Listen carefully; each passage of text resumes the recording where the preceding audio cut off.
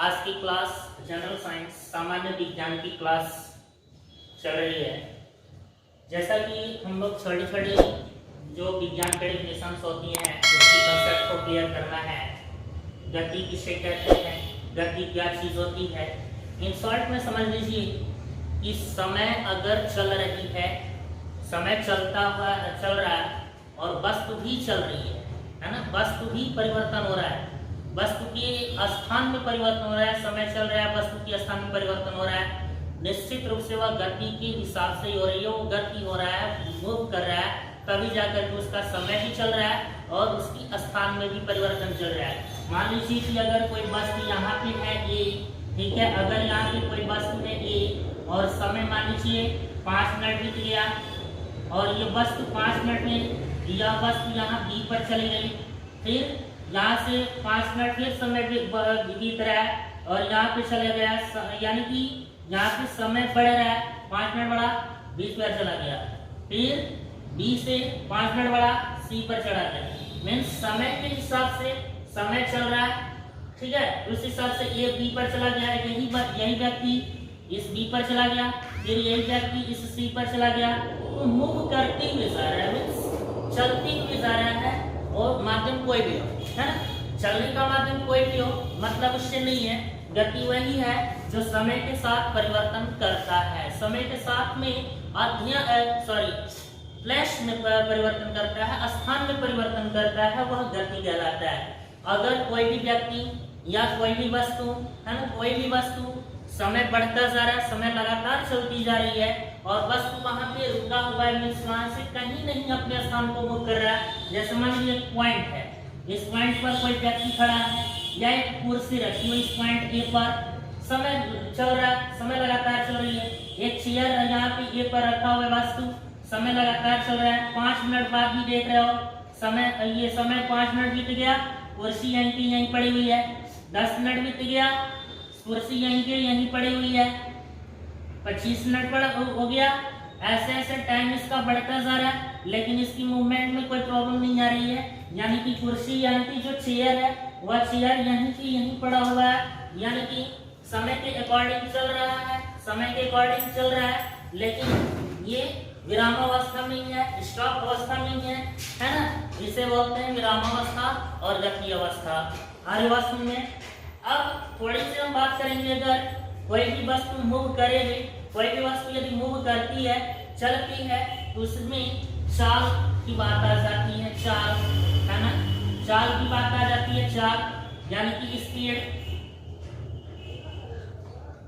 निश्चित है कि मूव करेगा, उस कंडीशन में चाल की बात आ जाएगी, स्पीड, और फिर दूरी की बात आ जाती है, डिस्टेंस।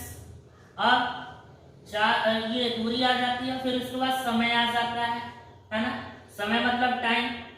तो निश्चित है कि मूवमेंट चलेगा, कोई भी वस्तु चलेगी, समय लगेगा ही, और चलने के लिए दूरी चाहिए ही, और जब समय और दूरी का जब अनुपात एक रेशियो तैयार होता है, ठीक है, एकांक समय में चली गई दूरी, एकांक समय में चली हुई दूरी, वह हमारा क्या हो जाता है, स्पीड हो जाता है। मीन्स स्पीड बराबर हो जाएगा, स्पीड बराबर डिस्टेंस अपॉन टाइम। ये हमारा एक सूत्र होता है स्पीड का, यानी कि speed equal to distance upon time होता है, और ये कह रहा है टाइम यानी कि समय के अकॉर्डिंग, यानी एकांक समय में चली गई दूरी, ये दूरी डिस्टेंस, एकांक समय में चली गई दूरी को हम क्या बोलते हैं, स्पीड। और स्पीड समझ लीजिए एक अदिश राशि होती है, जो चाल होता है वह एक स्केलर क्वांटिटी होती है।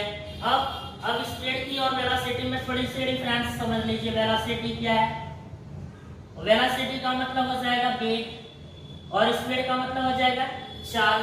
तो आप अब यदि समझें, चाल हमारा दूरी बटे समय होता है और वेलोसिटी जो वेग होता है, वेग का मतलब वेग का भी होता है कि उसका एक दिशा फिक्स होती है, ठीक है, उसका एक दिशा एक सामने, या उसका जो भी दिशा है वो डायरेक्शंस को कोई भी हो सकती है ना, मूव करने का, वो जो स्पीड चलेगी एक डायरेक्शन में चलेगी, दैट मीन्स हमारा वेलोसिटी एक वेक्टर क्वांटिटी होती है, लेकिन कार्य वेलोसिटी कार्य इसका स्पीड की तरह से होती है।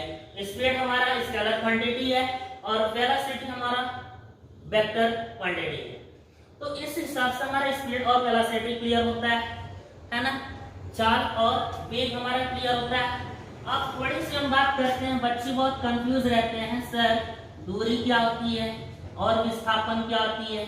अब लगने के लिए तो दोनों का मान मतलब मेथड या जो भी उसकी क्रिया प्रतिक्रिया होती है, दूरी और विस्थापन एक समान ही लगता है, लेकिन कंफ्यूजन विशेष रहती है डिस्टेंस एंड डिस्प्लेसमेंट। डिस्टेंस का मतलब ये है दूरी।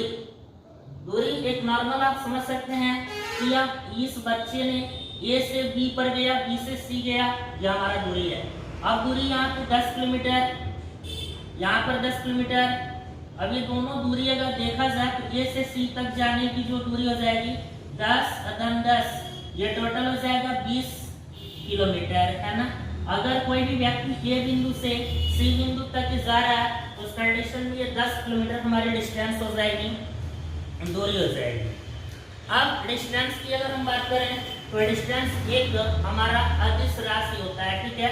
स्केलर क्वांटिटी होती है, अदिश राशि होता है डिस्टेंस, है ना। अदिश राशि होने की वजह से डिस्टेंस अदिश राशि होने की वजह से हमारा जो स्पीड होता है वह अदिश राशि हो जाती है, क्योंकि स्पीड बराबर होता है डिस्टेंस अपॉन टाइम। ओके, अब ना अब यहाँ पर देखते हैं विस्थापन। तो विस्थापन की अगर बात करते हैं तो डिस्प्लेसमेंट होता है, और विस्थापन का जो मूविंग का स्ट्रक्चर होता है या भी दूरी का ये आकार होता है, बट इसमें एक साथ जुड़ जाता है दिशा, एक साथ जुड़ जाती है दिशा। दिशा का मतलब होता है जैसे कोई भी दूरी अगर मान लीजिए यहाँ से ए है, फिर यहाँ पे गया बी, और बी से इसको जाना है यहाँ पे सी। तो यहाँ पे देखिए, यहाँ पर अगर हम ए से होकर के बी पर पे जाते हैं तो ये हमारा डिस्टेंस हो गया, बी से सी जाते हैं तो भी हमारा डिस्टेंस हो गया।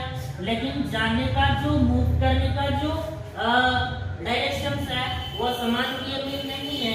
अगर हम इसको शॉर्टकट मेथड, शॉर्टेस्ट दूरी यानी विस्थापन का मतलब, डिस्प्लेसमेंट का मतलब होता है न्यूनतम दूरी तय करना, और दिशा के अकॉर्डिंग, है ना, डायरेक्शन के अकॉर्डिंग हम शॉर्टेस्ट दूरी को तय करते हैं। ए से और सी के बीच हम डायरेक्ट निकलते हैं दिशा के अकॉर्डिंग, यानी हम शॉर्ट दूरी को तय करते हैं। यह हमारा क्या हो जाता है, डिस्प्लेसमेंट। एक चीज और, दूरी हमेशा धनात्मक होती है, ठीक है ना।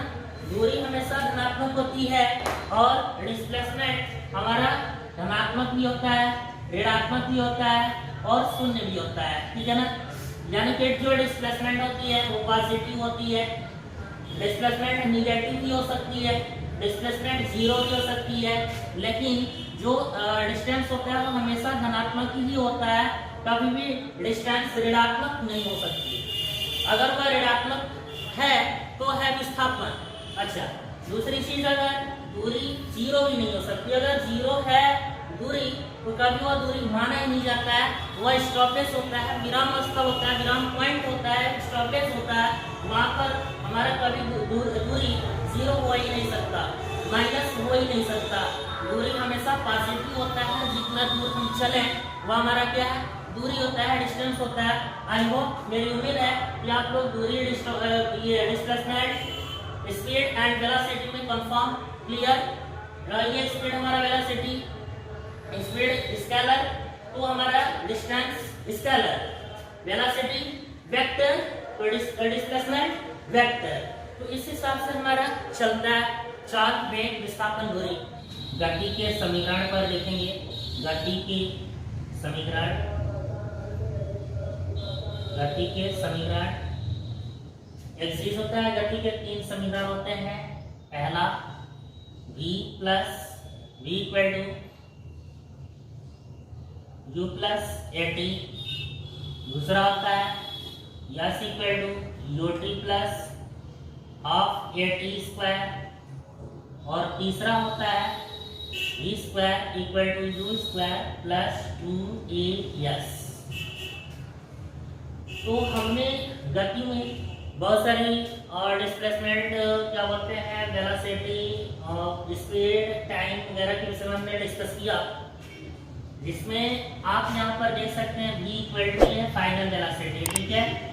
ये v जो है फाइनल वेलोसिटी है, फाइनल वेलोसिटी का मतलब होता है अंतिम वेग, और यू हमारा होता है स्टार्टिंग वेलोसिटी मींस प्रारंभिक वेग, ठीक है, इसका प्रारंभिक वेग होता है इनिशियल वेलोसिटी।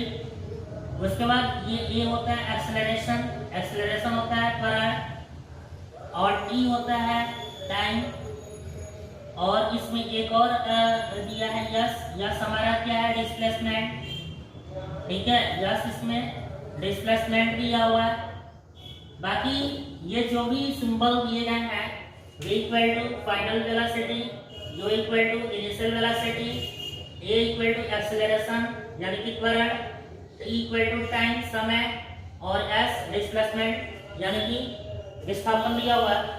फिलहाल हम एक के बारे में बता भी दिया है कि अगर कोई भी वस्तु यहाँ से रन कर रही है a बिंदु से और b बिंदु पर जा रही है तो 100% यहाँ जीरो लेवल से जाएगा ना, यानी कि विरामावस्था हमारा u इक्वल टू यहाँ पे हो जाएगा 0, और जब यहाँ से मूव करेगा तो 100% इसकी वेलोसिटी यानी कि फिक्स है कि a से b की ओर जाना है तो इसकी वेलोसिटी बढ़ती ही जाएगी, और 5 मीटर प्रति सेकंड की रफ्तार से जाए, 10 मीटर प्रति सेकंड की रफ्तार से जाए, 20 मीटर प्रति सेकंड की रफ्तार से जाए, वह मूव करता ही जाएगा, जिसकी वेलोसिटी हमारा हमेशा इसमें इंक्रीज होगा, ठीक है।